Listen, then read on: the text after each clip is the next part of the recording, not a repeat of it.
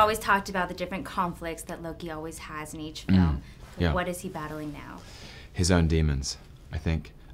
He's, you know, at the beginning of the film, he's in prison. He's written out of history. He's condemned to be forgotten and unseen and unheard. And I think the only way is up. The only way is up, out, redemption, catharsis. I feel like in all three films, and I said this to Chris as well, that your two characters kind of seem like a different person in every film because they have so much growth within their character. Is this something that you look forward to when you reprise your role? I think it is that, it is finding whatever it is that's new. I mean, I love that Chris and I really shared that coming into this. We wanted to take it on, to develop it, to evolve it, do something different. We'd been antagonists for 2 films, and we felt that we'd exhausted that dynamic, but we knew we could do something else, and so to bring them together in the way that they come together in this film was really fun. How would you describe that dynamic now? A complicated allegiance. And do you feel like there really is a brotherhood there now? Yes, absolutely. I mean, with Chris, for sure. I think possibly because the combination of Thor and Avengers and this has changed our lives in many respects. It's given us experiences we've never had, and it's amazing to kind of to stare across the boat and say, how are you doing? It isn't, you know, to feel like it's been a roller coaster in some respects, and it's nice to share that. How do you make a villain so lovable?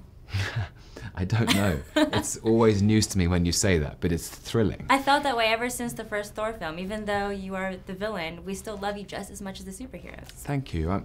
I mean, I sort of, yeah, I have to sort of pay due deference to Kenneth Branagh and Joss Whedon and Alan Taylor, and it was really Ken who was the first person to say, you know, Loki needs to have an engine of relatable human emotion that drives his villainy.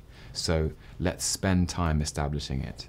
And I think in that first film, his emotional heartbreak about being isolated, about being adopted and lied to, is a cornerstone in a way of Loki. So that there is the motivations for his villainy come from a kind of damaged psychology, and yet he's so much fun. Like, he's playful and mischievous, and I think that is very appealing.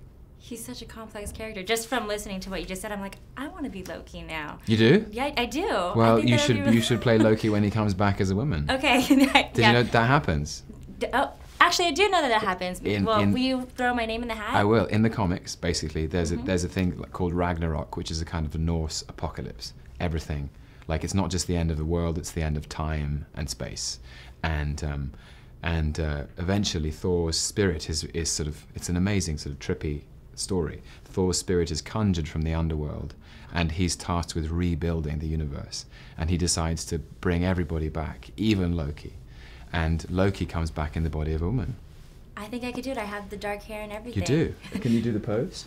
What is it like? He's like, well, I can't open my eyes, so I'm wearing a dress, but he's like... Nice! Made in Hollywood.